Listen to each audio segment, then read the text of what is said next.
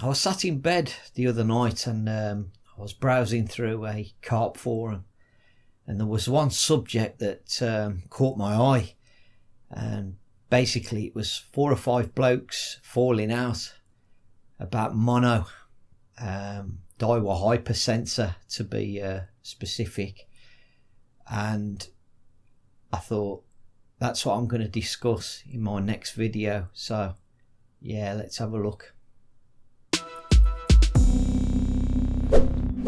So yeah, Diawa hypersensor seems to me like it's a love it or hate it kind of product, a Marmite product if you like. And I just thought I'd share my experience with it. And I think it's a bloody good line for the price of it. I would say it was a mid-priced line, really. It's around about £14 a spool. Now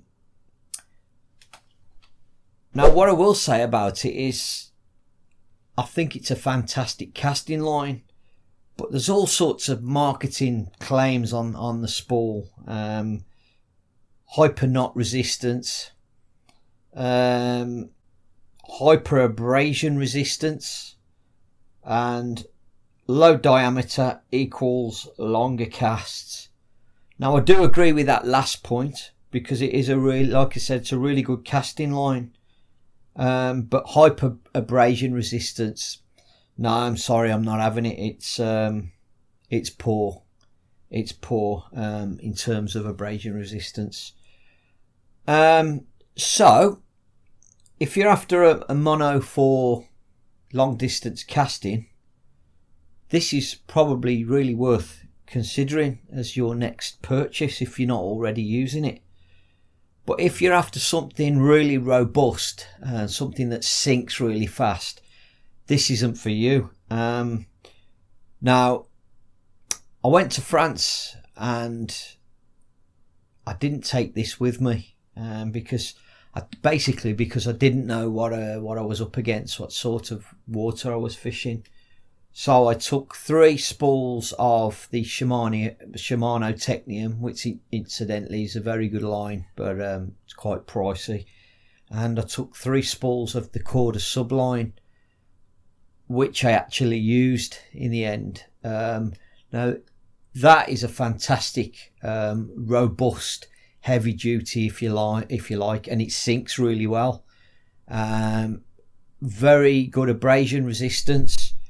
But it's like the proverbial tow rope for casting. So if you're after casting long distances, then I think you'll struggle with that. It's not very good. But if you're after more robust line for, let's say, snaggy swims, and maybe you're using a bait boat, so distance or casting isn't really an issue, then the sublines could be a good choice. But coming back to the hypersensor, and I wish I could prove it, I wish I had the tools to prove it, but I think this actually snaps at a lower breaking strain than its quoted capacity. For instance, I used the £15 version for maybe 3 or 4 months. And I found I was constantly breaking it with only a 2-ounce lead. And you might say, well, why didn't I use a shock leader? And I did for a while, but then I ended up going to a carp day ticket water, which had a ban on leaders, all sorts of leaders, well, every leader.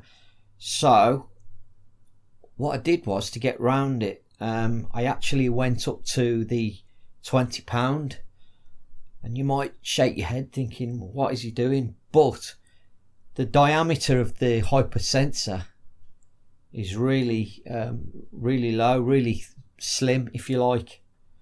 So, and I'll put that on screen there, so you can see the diameter is really low compared to a lot of lines, and that did the trick. In fact, I can easily cast out a 3.5 ounce lead now without worrying about this snapping. So yeah, it works out a treat. So yeah, it's quite good. It's quite good for what I need. It works out really well.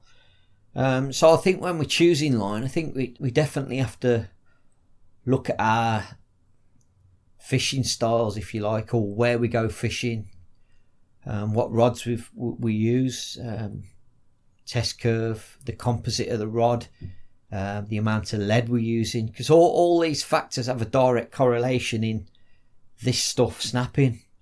But yeah, guys, I definitely recommend looking at the £20 hyper sensor.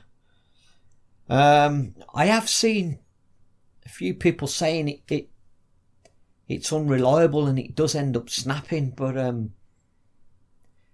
get the feeling that's people that they're not changing it frequently enough, so they'll go 3 or 4 years, and you know yourself, once it's in the direct sunlight, the UV rays actually do wear the line down and make it brittle. So yeah, I think if you change this regularly enough, I don't see why you'd have many issues with it. And as far as the sinking of this line goes, it's not brilliant, but it takes a few seconds longer than maybe something like the Subline to sink, so it's not really an issue to me. So yeah, that's it really, guys. It's only mono, so there's only so much we can discuss with it. But if you did like my video and you've got something out of it, please consider subscribing to me. Give me a thumbs up. And yeah, cheers for watching. See you in the next video.